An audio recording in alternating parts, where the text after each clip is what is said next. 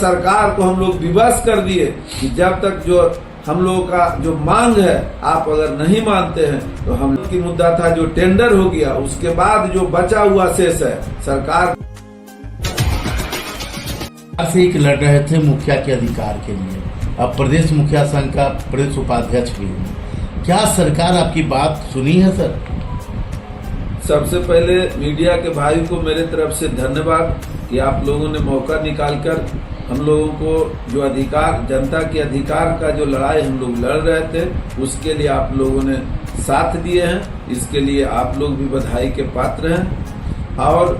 मैं आप लोगों से बता देना चाहते हैं कि ये लगातार हम लोग की जो पूरे प्रदेश महामुखिया संघ हम लोग लड़ाई सरकार से लड़ रहे थे,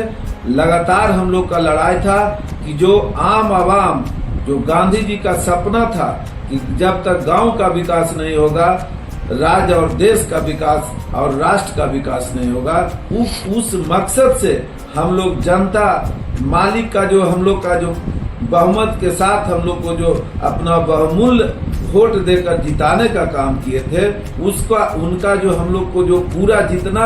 अधिकार उनको था उस अधिकार को काटा जा रहा था, सरकार के द्वारा वंचित किया जा रहा था। उसके लिए लगातार हम लोग 2-2.5 साल से सरकार से लड़ रहे थे मुखिया संघ के द्वारा। और अब हमारे माननीय मुख्यमंत्री जी को यह सरकार को हम लोग विवश कर दिए कि जब तक जो हम लोगों का जो मांग है आप अगर नहीं मानते हैं तो हम लगातार आपका जो आने वाला 25 का जो चुनाव होगा, मैं जनता के साथ आपका पटना में उतरकर विरोध करने का काम करेंगे। जनता रोड पर उतरेगी और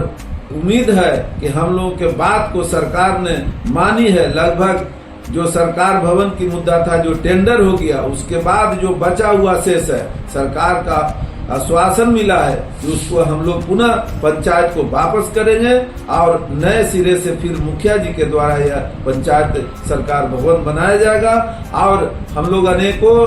मांग रखे थे, जैसे पंचायत में आरटीपीएस केंद्र चलता था, आरटीपीएस केंद्र में यहाँ जन्म, मृत्यु,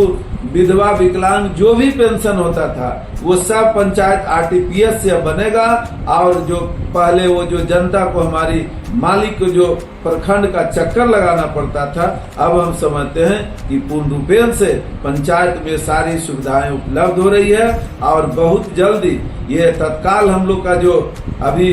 सर्वे चल रहा है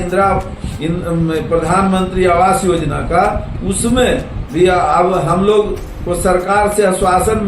जो मांग रखे थे उस पर सरकार इस पर एग्री हुए। और सरकार के द्वारा जो अभियान चल रहा है पूरे देश में कि जो घर से वंचित है गरीब ऐसे लोगों को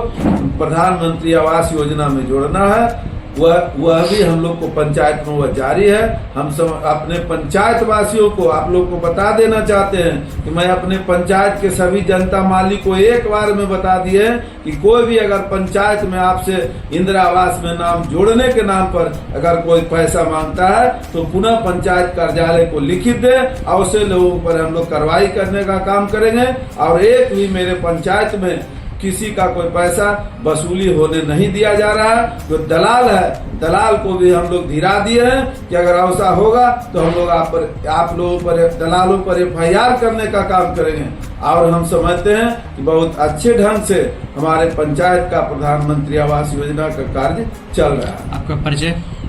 विनय भूषण कुमार, उर्फ शेर सिंह, मुखिया मुगलपुरा पंचायत, सह प्रदेश मुखिया संघ उपाध्यक्ष।